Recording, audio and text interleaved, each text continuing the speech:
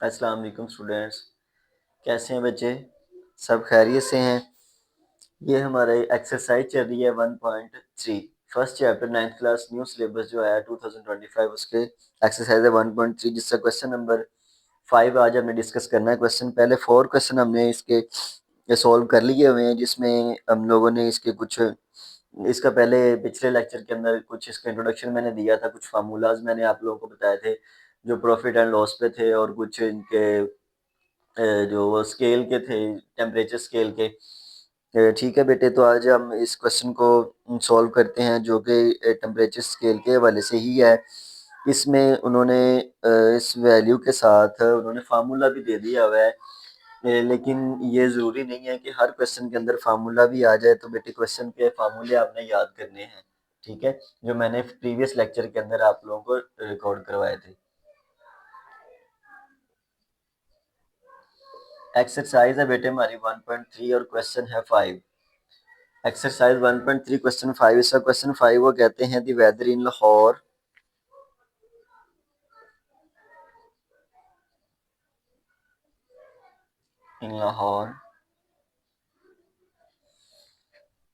was unusually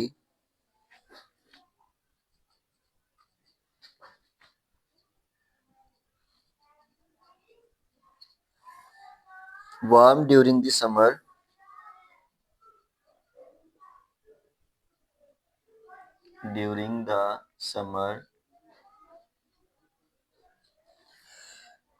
of 2025।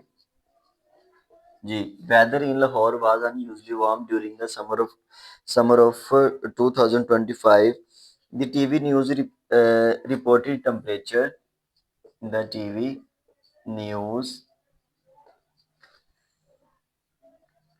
Reported temperature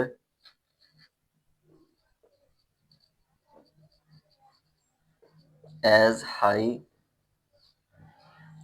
as 48 degree Celsius scale में। ये Celsius में value दी हुई है बेटे। कहते बाय यूजिंग द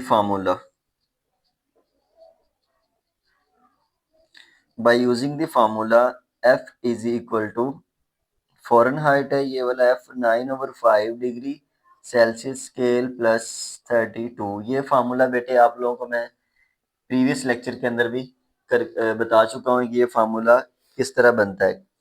ठीक है, उन्होंने डिमांड की है जी फाइंड द टेम्परेचर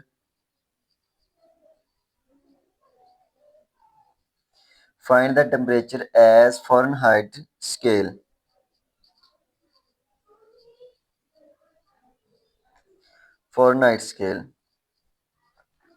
ले बच्चे जी, ये हमारी स्टेटमेंट है क्वेश्चन की, जिसमें उन्होंने हमें बताया, कहते हैं कि वेदर लाहौर का जो टेम्परेचर है, लाहौर का जो दर्जा हरारत है, वो 2024 में जो था वो बहुत ज़्यादा जो हाई था ना, सबसे ज़्यादा जो दर्जा हरारत पहुंचा है वो 48 डिग्री तक गया है जी। ठीक है, 48 degree high temperature 48 degree Celsius scale के अंदर है, सेंटीग्रेड के अंदर है, सेल्सियस स्केल में।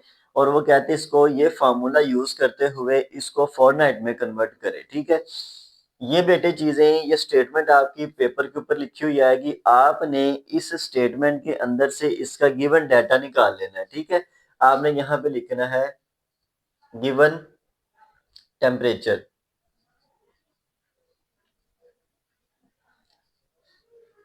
Given temperature 48 degree Celsius scale. ठीक है, गिवन फार्मूला,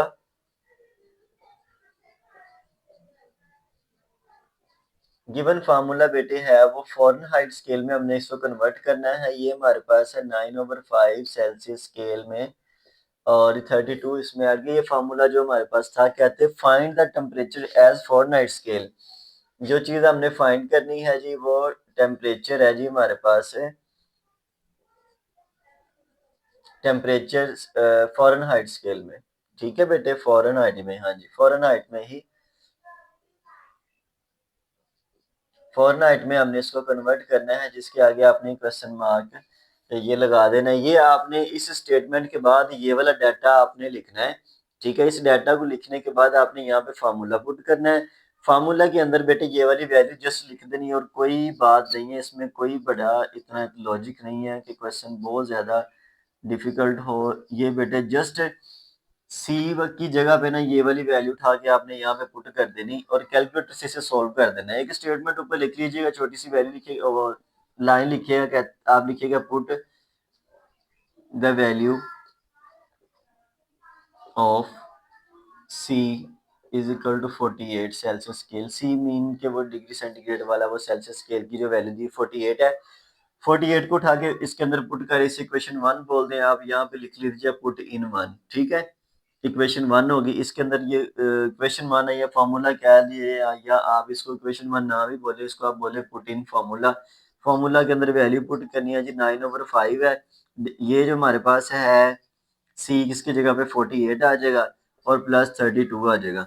ले जी बेटे, ठीक है, इसको आपने सिंप्लीफाई करना है। कैलकुलेटर हम यूज करते हैं जी, आप लोग भी कैलकुलेटर यूज कर लीजिएगा। 9 मल्टीप्लाई करना है 48 से, आपने ये आ जाएगा आपका 432/5 प्लस 32, 5 इसका एलसीएम ले लें आप लोग, 432 एज इट इज आ जाएगा। 32 को मल्टीप्लाई कर दें आप 5 से, 160 हो जाएगा आपका। ठीक है, तो फॉरेनहाइट के अंदर आपका जो बनेगा टेम्परेचर, इसको दोनों को ऐड कर लें जी। आपका 432 है प्लस 160 इसमें ऐड हुआ, इसको 5 पे आपने बेटे डिवाइड कर देना है, तो आपका आंसर आ जाएगा 118.4।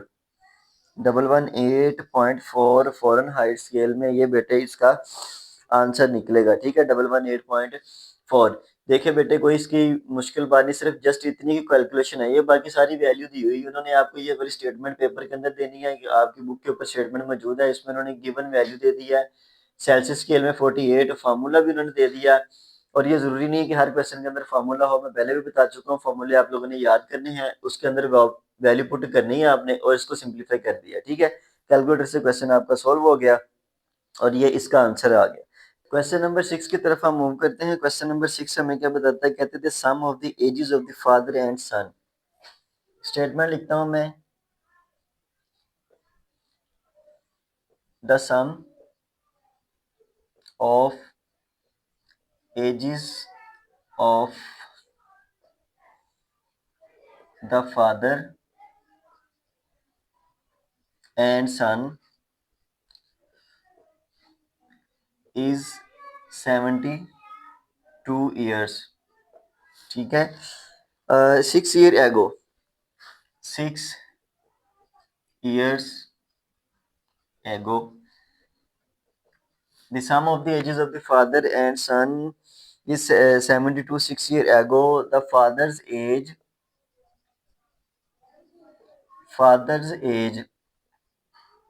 was two times the age of the son. The age of the son, बाप की उम्र का डबल है जी बेटे की उम्र। What was the age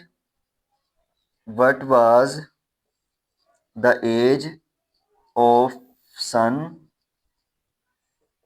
6 years ago? ले जी बेटे, ये स्टेटमेंट है क्वेश्चन की। स्टेटमेंट को पहले ध्यान से आपने देखना है, जब तक आपकी स्टेटमेंट माइंड में नहीं बैठेगी आप क्वेश्चन को नहीं सॉल्व कर पाएंगे। ठीक है, क्वेश्चन देखें जी, स्टेटमेंट में क्या बोला उन्होंने, कहते हैं the sum of the ages of the father and son, बाप और बेटे की जो उम्र का मजमुआ है उनको जमा किया गया तो वो 72 बना। ठीक है, 6 साल पहले की बात हो रही है। फिर कहते हैं कि the father age was 2 time the age of son, बाप की उम्र बेटे की उम्र की दुगनी है। ठीक है, यानी कि अगर बेटा है 20 साल का, ठीक है, तो बाप की उम्र इससे डबल होगी, यानी कि 40 साल होगी। ठीक है, the age of the son is, अच्छा, what was the age of the son is 6 year ago, तो 6 साल पहले की ये कंडीशन बताई इन्होंने और 6 साल पहले की एज पूछ ली उन्होंने। क्यों कहते हैं, बताया जी सन की उम्र एज इसकी क्या होगी, इसके बेटे की उम्र क्या होगी। क्वेश्चन की स्टेटमेंट के मुताबिक हम देखते हैं जी, अब लेट करते हैं चीज को, एजेस हमारे पास नहीं है हमारे मौजूद, हम एज लेट कर लेते हैं। फादर एज, फादर्स एज मैं एक्स के इक्वल रखता हूं और सन्स एज मैं लिखता हूँ वाई के इक्वल, ठीक है। एक मैंने एक्स के इक्वल एक वाई के, क्योंकि हमें उम्र का तो पता ही नहीं कितनी कितनी है, जस्ट उन्होंने उसका सम बताया हुआ कि ये उसको जमा करे तो इतना बनता है, और ये 6 साल पहले की बात हो रही है। हमने क्वेश्चन की जो स्टेटमेंट के मुताबिक हमने ना इसको दोनों चीजों को लेट कर लिया। अब इनको लेट किया, अब हम इनको लिखते हैं जी इसमें कि इनका जो सम है एक्स और वाई का वो है 72। ये इक्वेशन 1 होगी आपके पास, ठीक है। बाप की उम्र और बेटे की उम्र को जमा किया गया तो वो 72 बना। ये मैंने बाप की उम्र एक्स लिखी है और बेटे की उम्र वाई लिखी, इन दोनों को जमा किया और वो 72 बन गया। अब वो कहते हैं कि बाप की उम्र बेटे की उम्र की दुगनी है, यानी कि the father's age was 2 time the age of the son. Father's age is 2 time the age of son. बाप की उम्र जो है वो बेटे की उम्र का 2 गुना है, यानी कि बाप की उम्र अगर एक्स है तो बेटे की उम्र 2x होनी चाहिए, यानी कि 2y होनी चाहिए, क्योंकि इसका वो डबल है। फादर्स एज x और सन्स एज, बेटे को डबल किया जाए तो बाप की उम्र बनती है, ठीक है, बेटे की उम्र का डबल। अच्छा, अब उन्होंने वो ये कंडीशन उन्हें बताई कि ये 6 ईयर एगो, 6 साल पहले। अच्छा, यहाँ पे 6 साल पीछे जाने के लिए हम इनमें से 6 माइनस कर देंगे, x माइनस 6 और 2y, यहाँ पे है जी वो -6। ये जो 2 है ना, यहाँ पे सिर्फ 2y नहीं रहना, ये दोनों के साथ मल्टीप्लाई होना है, क्योंकि एक एक पूरी वैल्यू ये और एक पूरी वैल्यू ये सिंगल है और ये इसका डबल है, यानी कि ये जो 2 है ना ये पूरी वैल्यू के साथ है, ठीक है। अब इसको हम अंदर मल्टीप्लाई करते हैं, x -6 ये वाला और ये 2y -12 हो जाएंगे। अब इसको हम इधर ले आते हैं, x -2y हो गया, इधर आके ये प्लस वाली वैल्यू इधर आके माइनस होगी, वो -12 है, ये x उधर जाके प्लस जो ना ये 6 उधर जाके +6 हो गया। यहाँ पे है जी हमारे पास x -2y is equal to 12 में से हमने 6 माइनस करने, प्लस माइनस के रूल आप जानते हैं, प्लस माइनस माइनस होता है, साइन बड़ी वैल्यू का आता है, 12 में से 6 माइनस कर दिए तो 6 आएंगे। ये जी इक्वेशन 2 है आपके पास, ठीक है। अब एक इक्वेशन ये थी, एक इक्वेशन ये है, इन दोनों क्वेश्चंस को अब हमने सॉल्व करना है। सॉल्व करने के बाद हमने इसका आंसर निकालना है जी। इक्वेशन 1 को 2 को हम क्या करते हैं जी, सब्ट्रैक्ट करते हैं, क्योंकि यहाँ पे x कैंसिल करना है, एक x हमारे पास प्लस का और एक माइनस का होगा, तब ये कैंसिल होगा, ठीक है। आप फर्स्ट को सेकंड में से सब्ट्रैक्ट कर दे, सेकंड को फर्स्ट में सब्ट्रैक्ट कर दे, वो आपकी मर्जी है, ठीक है। मैं लिखता हूँ यहाँ पे सब्ट्रैक्शन, सब्ट्रैक्ट लिख देते हैं जी, सब्ट्रैक्ट, सब्ट्रैक्ट का मतलब माइनस होता है बेटे, सब्ट्रैक्ट करना है जी। इक्वेशन मैं लिखता हूँ जी x plus Y is equal to 72, और दूसरी क्वेश्चन है जी x -2y is equal to बेटे 6 माइनस का जी 6, ठीक है। यहाँ पे हमारे पास ये दो क्वेश्चन हैं, दोनों क्वेश्चन में एक मैंने ऊपर लिख ली फर्स्ट वाली, सेकंड मैंने लिखना है जी सब्ट्रैक्ट इक्वेशन 2 फ्रॉम 1। सेकंड को फर्स्ट में से माइनस करना है, जब माइनस करते हैं ना बेटे यहाँ पे ये x है जी, ठीक है, जब माइनस करते हैं तो इसके साइन चेंज हो जाते हैं, ठीक है। जो प्लस वाली वैल्यू होती है वो माइनस हो जाती है, जो माइनस वाली वैल्यू होती है प्लस होती है, जो साइन वो माइनस जो साइन होता है साइन चेंज कर देता है।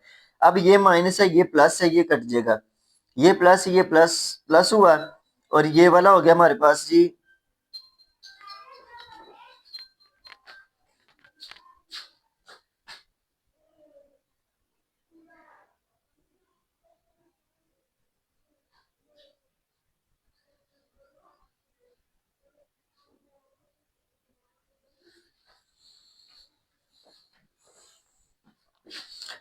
यहाँ पे ये प्लस वैल्यू, ये वाली वैल्यू प्लस है, प्लस प्लस यहाँ पे 1 है, यहाँ पे 2 है, तो 3y हो गए। इसको हम प्लस प्लस करेंगे तो ये हो जाएंगे, ये प्लस है, ये भी प्लस है वैल्यू, इसमें ऐड कर दें जी 78 हो गए बस ये वाले आपके पास, ठीक है। 6 ऐड किए जी 78 बन गया। ये 3y इज इक्वल टू 78 है हमारे पास। अब हम यहाँ पे आते हैं जिस तरफ, यहाँ पे हम इसको लिखते हैं, स्टेटमेंट में रेज कर देता हूँ बस, लेकिन ये जो लेट किया था मैं ये लिखा रहने दूंगा ताकि आपको यहाँ पे, चलिए ऊपर कर देता हूँ इसको।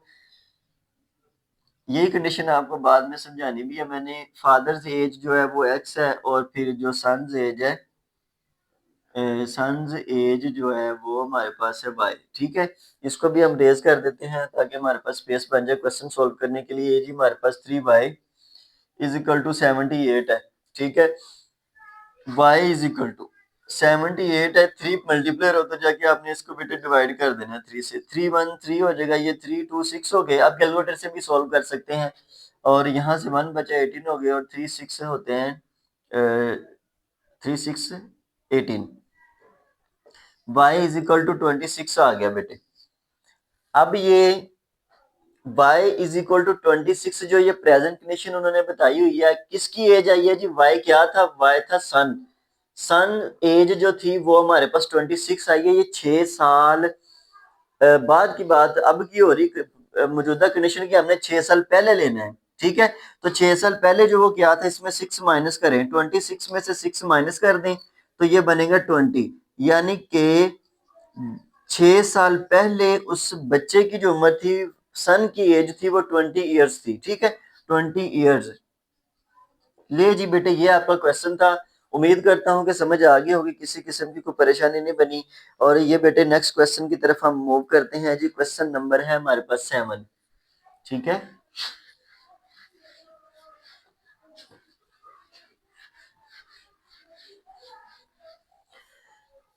Question number 7,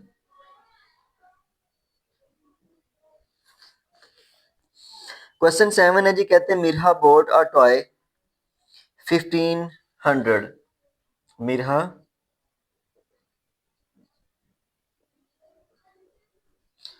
boat a toy, Mirha ने एक खिलौना खरीदा जी, जिसकी कीमत जो है ना रुपीज में वो है 1500, 1500 रुपए है जी। एंड सोल्ड, और उसने उसको बेच दिया, ठीक है। कितने का जी? फॉर 50 रुपीज में ही इसकी जो कीमत है वो 1520, 1520 का। What was her profit percentage? What was her profit in percentage? ले बेटे, ये क्वेश्चन की स्टेटमेंट है।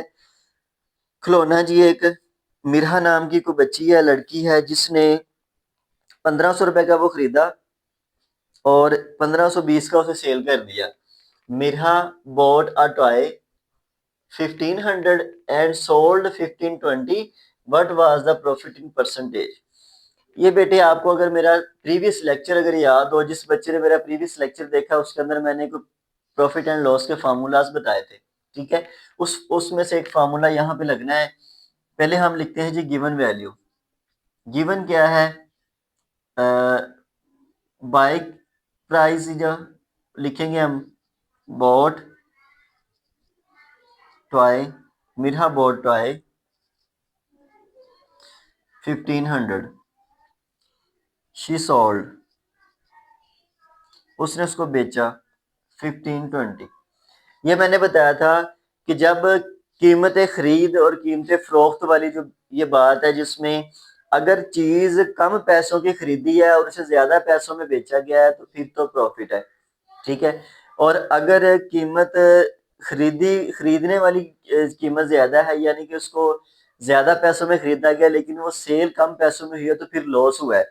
तो फिर इनका प्रॉफिट और लॉस निकालने के लिए फिर हम इनको प्लस या माइनस करते हैं, हम इसका प्रॉफिट निकालेंगे जी। प्रॉफिट निकालने का जो फार्मूला होता है वो हम लिखते हैं जी सेल प्राइस और minus cost price. Sale price जिसमें उसने इसको बेचा वो 1520 है, ठीक है। और जिसने कॉस्ट प्राइस, जिसने उस पर पैसे लगाए थे, इन्वेस्ट किए थे, कॉस्ट पे जितने खरीदा था वो 1500 रुपए है। तो इसको 20 रुपीज जो है ना वो प्रॉफिट हुआ है। ये रुपीज में है बेटे, ठीक है। अब उन्होंने जो डिमांड किया वो कहते हैं what was the profit in percentage. Percentage में हमने प्रॉफिट फाइंड करना है, तो प्रॉफिट जो परसेंटेज में फाइंड करने का फार्मूला मैंने पिछले लेक्चर के अंदर आप लोगों को बताया बेटे। प्रॉफिट लिखते हैं यहाँ पे, बटे में लिखते हैं कॉस्ट प्राइस, मल्टीप्लाई करते हैं 100 से, ठीक है। ये आपका फार्मूला है। प्रॉफिट कितने लिखते हैं ऊपर? बटे में कॉस्ट प्राइस लिखते हैं, मल्टीप्लाई 100 में करते हैं तो प्रॉफिट परसेंटेज में आपके पास आ जाता है बेटे। प्रॉफिट कितना हुआ 20 रुपीज। कॉस्ट प्राइस इसकी क्या थी जी, जिसने ये कॉस्ट प्राइस है 1500 रुपए, 1500 जितने का उसने खरीदा था, 100 से आपने इसको बेटे मल्टीप्लाई कर देना है, ये क्वेश्चन आपका सोल्व हो जाएगा जी। करते हैं जी 20 multiply 100 divided by 1500, 20 multiply 100 divided by 1500। ठीक है, ये बेटे आपके पास आ गया जी आंसर इसका 1.33 एंड 3% में। ठीक है, 1.3% इसका प्रॉफिट हुआ इसको। जो इसने जो खिलौना था वो उसको बेचा और 20 रुपीज उसमें प्रॉफिट हुआ, और परसेंटेज के अंदर जो प्रॉफिट है बेटे वो परसेंटेज वैल्यू जो निकली है 1.33 एंड सो ऑन है। ये बेटे आपका जी क्वेश्चन नंबर 7 हो गया। अब क्वेश्चन नंबर 8 की तरफ हम मूव करते हैं। बेटे मैं हर एक क्वेश्चन सॉल्व कर रहा हूं ताकि आप लोगों को समझने में कोई परेशानी, किसी किस्म का मसला ना आए। फिर भी बेटे कोई बात समझ ना आए तो आप कमेंट सेशन में मुझसे पूछ सकते हैं कि सर इस बात की समझ नहीं आई, ये क्वेश्चन ठीक नहीं है, या कोई भी मसला है, कोई भी इशू बन सकता है तो आप लोग पूछ सकते हैं जी। बेटे ये क्वेश्चन नंबर 7 था पहले। आज अब हम क्वेश्चन नंबर 8 करते हैं। क्वेश्चन नंबर 8 हमें क्या कहता है जी। ठीक है, क्वेश्चन नंबर 8 के अंदर बताया गया है the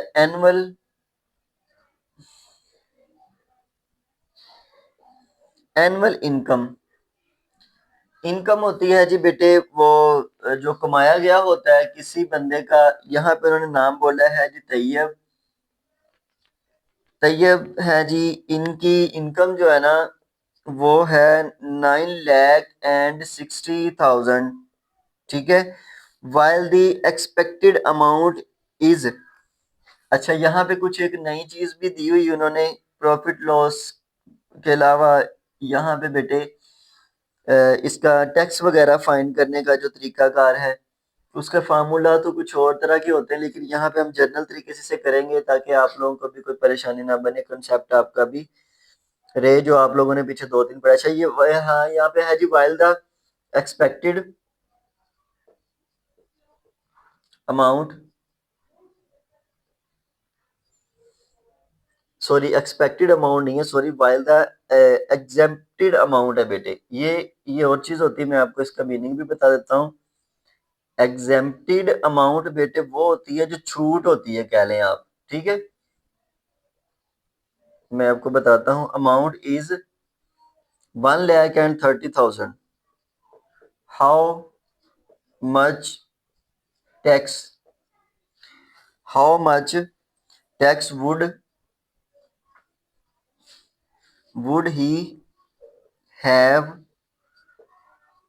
two pay at the rate 0.75%। ले जी बेटे, यहाँ पे उन्होंने हमें बताया हुआ, कहते हैं कि एनुअल इनकम जो है ना एक बंदे की, उसका नाम तैयब है, 9,60,000 रुपए एनुअल इनकम है। ठीक है, हम यहाँ पे लिखते हैं एनुअल इनकम। एनुअल इनकम क्या है जी उसकी, वो है 9,60,000। ये है जी तैयब की। ठीक है, Tayyab annual income is 19 lakh, sorry 9 lakh है बेटे, 9,60,000। ठीक है, और यहाँ पे ना एग्जेम्प्टेड अमाउंट जो है ना, एग्जेम्प्टेड अमाउंट वो होती है जिस पे गवर्नमेंट ने उस पे छूट रखी होती है, या वो टैक्स की छूट है, वो है 1,30,000 रुपए है, यानी कि इस रकम पे, इस अमाउंट पे टैक्स नहीं देना होता। ठीक है, ये वाली जो अमाउंट है इस पे ना टैक्स नहीं देना। ये 9,60,000 में से ये वाली हम माइनस कर देंगे। ठीक है, हम लिखेंगे यहाँ पे टोटल टैक्सेबल अमाउंट, वो है 9,60,000 माइनस 1,30,000। कैलकुलेटर से इसका आंसर निकालते हैं जी। क्वेश्चन 9 60,000 माइनस है जी 1,30,000। ये हमारे पास बाकी जो वैल्यू बची बेटे, यहाँ पे इधर लिख देता हूँ, यहाँ पे लिखता हूँ मैं आपकी जो ना टोटल टैक्सेबल अमाउंट वो है 9,60,000 माइनस 1,30,000, ये बनेगा 8,30,000। 8,30,000 ये वैल्यू है बेटे हमारे पास। जो टोटल रकम थी, टोटल अमाउंट थी 9,60,000 थी, 9,60,000 रुपए, 1,30,000 रुपए उसमें से हमने माइनस कर दिया, जो कि एग्जेम्प्टेड अमाउंट है जिसपे टैक्स नहीं ले रहा उन्होंने। बाकी जो बचे 8,30,000 रुपए, अब इस पे टैक्स हमने फाइंड करना है। टैक्स का जो फाइंड का रेट है वो 0.75% है। 0.75% टैक्स फाइंड करने के लिए जस्ट इसको इसी से मल्टीप्लाई करना है जी आपने, ठीक है। 8,30,000 मल्टीप्लाई 7.5%। अब परसेंट जो है ना 7.5 नहीं 0.75 है। 0.75 परसेंटेज की वजह से इसके बटे में हमने 100 लगा दिया, यानी कि 100, इसको 100 से डिवाइड किया। अब जी आपने कैलकुलेटर से लिखना है जी 8,30,000 रुपए, ठीक है। इसको आपने मल्टीप्लाई कर देना है 0.75 से, उसको डिवाइड कर देना आपने 100 से, ठीक है। ये 6,225 रुपीज जो बेटे ये टैक्स होगा उसका, ठीक है। ये 0.75% जो है इसको 100 से डिवाइड करना है और टोटल अमाउंट इससे मल्टीप्लाई कर देनी है आपने। तो बेटे आपकी ये वाली जो ना अमाउंट आपकी ये आ जाएगी 6,225 रुपए, जो इसने टैक्स देना है। जो इस क्वेश्चन की स्टेटमेंट के डिमांड के मुताबिक जो उन्होंने बताया हुआ था कितने पैसे थे, 9,60,000 रुपए टोटल अमाउंट थी, जिसमें 1,30,000 रुपए उस पर छूट है, यानी कि वो उसमें उसने टैक्स नहीं देना। बाकी जो बचे 8,30,000 रुपए उस पर उसने टैक्स देना है। टैक्स का रेट क्या है जो उसने टोटल अमाउंट का 0.75% उसने देना है। टोटल अमाउंट का 0.75% जो निकला वो बना जी 6,225 रुपए, ठीक है बेटे। अगला question, final and last question of this chapter. इस क्वेश्चन का लास्ट वाला बेटे क्वेश्चन है क्वेश्चन नंबर 9, ठीक है।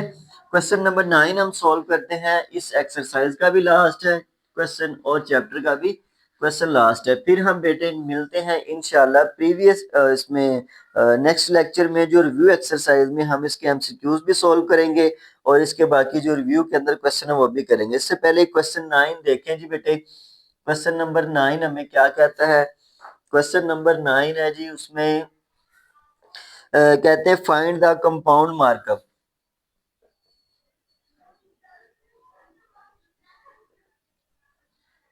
Find the compound markup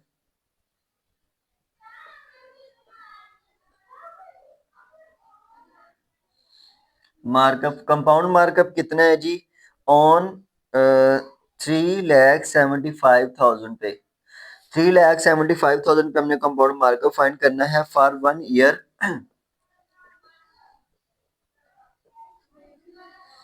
for 1 year eight the rate of 14% compound markup compounded annually. अच्छा बेटे, यहाँ पे ना मार्कअप जो होता है ना, ये बैंक से जो कर्जा लेते हैं, बैंक से जो लोन लिया जाता है उस पे वो सूद लगाते हैं, ठीक है। वो अजाफी पैसे लेते हैं। इस्लाम में ये चीज बेटे वो जो ठीक नहीं है, ये सूद हराम होता है। बहरहाल ये जो क्वेश्चन है उस क्वेश्चन पे हम आते हैं। Find the compound markup. अब ना यहाँ पे मार्कअप और कंपाउंड मार्कअप में भी थोड़ा सा डिफरेंस है। जो मार्कअप होता है बेटे वो जस्ट एक उन्होंने फिक्स वैल्यू बताई कितनी है जी, 14 जो परसेंट है ये आपने देना है जी। कितनी भी अमाउंट है, 5 लाख है, 10 लाख, उस पर आप 14% आपने इसका मार्कअप देनी है, उतनी उतनी वैल्यू आप उतनी अमाउंट ज्यादा देनी है आपने। जो कंपाउंड मार्कअप होता है ये साथ ऐड होता जाता है हर साल, ठीक है। इसने ऐड होना है और हर साल के हिसाब से ये अमाउंट बढ़ती जानी। एनुअली है तो साल बाद बढ़ती जानी, मंथली होगा तो तब भी वो हर महीने बढ़ता जाना है। तो बेटा यहाँ पे अब हम इस क्वेश्चन के मुताबिक इसका आंसर निकालते हैं। कहते हैं जो टोटल अमाउंट है ना जी, टोटल अमाउंट है वो 3,75,000।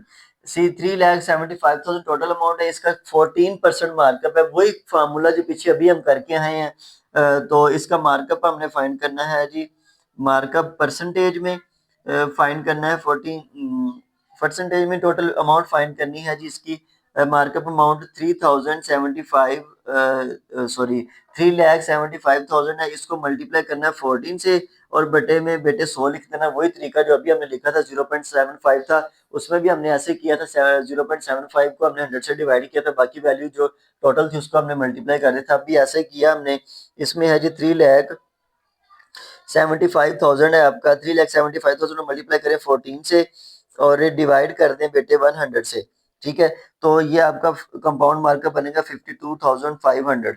ठीक है, ये मार्कअप है एनुअली। ठीक है, ये इसका अमाउंट आ जाएगी। ये बेटे आपने इसको देख लेना है क्वेश्चन को। उम्मीद करता हूँ कि समझ आई होगी क्वेश्चन की, किसी किस्म की कोई परेशानी नहीं बनी। ले जी बेटे, ये आपका चैप्टर कंप्लीट हो चुका है, 1 चैप्टर, और इसकी रिव्यू एक्सरसाइज रह गई है। इंशाल्लाह जी वो भी हम नेक्स्ट लेक्चर के अंदर हम इसे सिंप्लीफाई करेंगे। इसके एमसीक्यूज भी देखेंगे, आपको मैं गाइड करूंगा कंप्लीट के एमसीक्यूज का आंसर जो है वो उन्होंने बताया होता है कि ये वाला, बी वाला, सी वाला, तो हम देखेंगे वो किस तरह बनता है। हम उसको सॉल्व करेंगे, आपको तरीकाकार बताया जाएगा उन क्वेश्चंस को। इसमें कुछ क्वेश्चन भी हैं, उनको भी हम सॉल्व करेंगे। कुछ स्टेटमेंट है यानी कि वो इसकी वो डेफिनेशन हैं, वो भी हम इंशाल्लाह डिस्कस करेंगे। और बेटे किसी किस्म का कोई मामला, कोई परेशानी हो तो आप कमेंट सेक्शन में पूछ सकते हैं। इंशाल्लाह मिलते हैं जी नेक्स्ट लेक्चर में। तब तक अपना ख्याल रखिएगा। अल्लाह हाफिज़।